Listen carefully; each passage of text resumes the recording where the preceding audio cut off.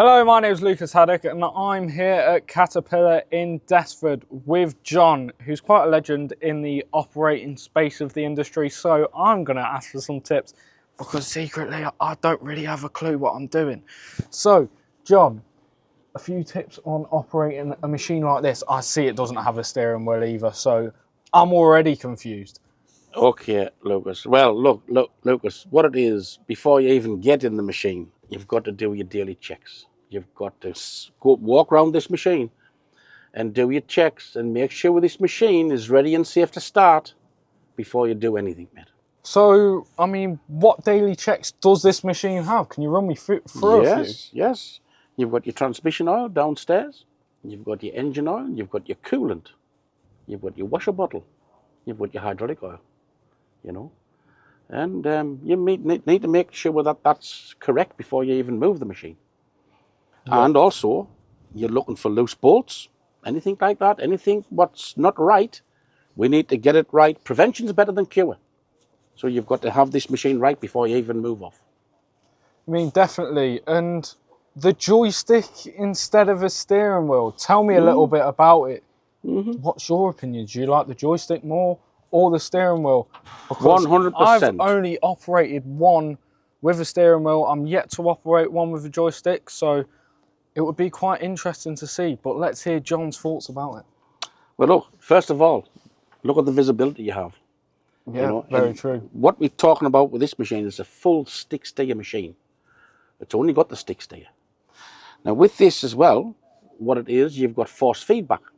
So the faster you go down the road, or the site or whatever, it provides feedback through the lever, and the faster you go, the more force feedback you get. And it runs as straight as a die. That's brilliant. You know, no tail wagging, and it's absolutely perfect. If you jumped on this machine, and within 15 minutes, you would be tip-top with it. You wouldn't want the steering wheel back, I can guarantee you that. So when operating this machine, I mean, it's very big, it's very heavy as well. What sort of fuel consumption does it have? Between this and other machines, we have had very, very good feedback from our customers that there's a great saving to be had. But exactly how much depends on where you're working, how you're working, and what you're actually doing. A great saving on a machine this big. John, did I hear you right? How? It all comes from the transmission. Okay, so you've got pedal A, pedal B. Pedal A, maximum RPMs 1400.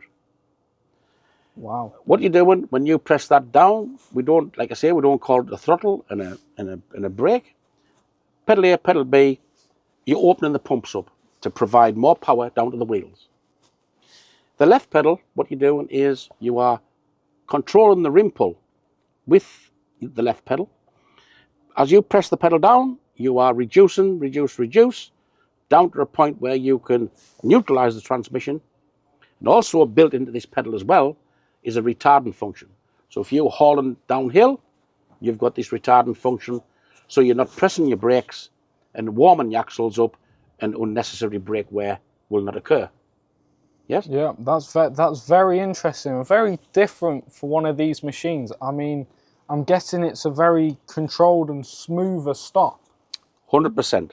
What you're doing, you know, you can't stop the machine on a sixpence. But what we're doing, we're just slowing the machine down at that point, so you're not operating the brakes themselves. The transmission's doing the work. Wow, that's very interesting. Is there any other interesting facts about this machine that I don't know? Because it seems to just have all sorts of different things compared to wheel loaders I've seen before. Over here, we've got a bank of switches. We've got a horsepower plus button. And the only reason, like if you were working on flat areas, the only reason why I'd want to put that horsepower plus button on is if you were hauling a loaded bucket up a ramp. In here, what you've got quadrants. You can put anything you want into them quadrants. You've got a bucket leveling device in there to make sure that the bucket's level when you got it on the floor. And also what you've got, when you crowd that bucket back, you've got a point where you lift it up and it tells you that you're at the correct height for the load and carry application, so that the bucket is racked back against the lift arms. Wow, that's brilliant. And let me guess, something to do with that screen may have something to do with Vision Link, right? What we have on the machine is an aerial on the top of the cab here, and it's transmitting 4 and 5 times a day back to our head office at Cannock. And we can see the machine's location, we can see the fuel consumption, we can see everything on that machine. Okay, yep. Machine location. Then what we have in here as well is payload. So payload is, we can go and get a bucket full of material, put a target weight in. If a wagon needs 20 tons, first bucket in, second bucket in, third bucket in, and we can get that target payload perfect for that wagon. Then he goes to the weighbridge and just checks it. Wow, that sounds brilliant. From such a large machine, such big fuel savings, as well as a lot less brake wear with a built-in retarder and an A and B instead of throttle and brake. That's very interesting.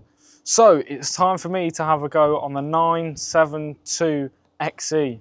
First time operating a wheel loader without a steering wheel. Let's see how I do.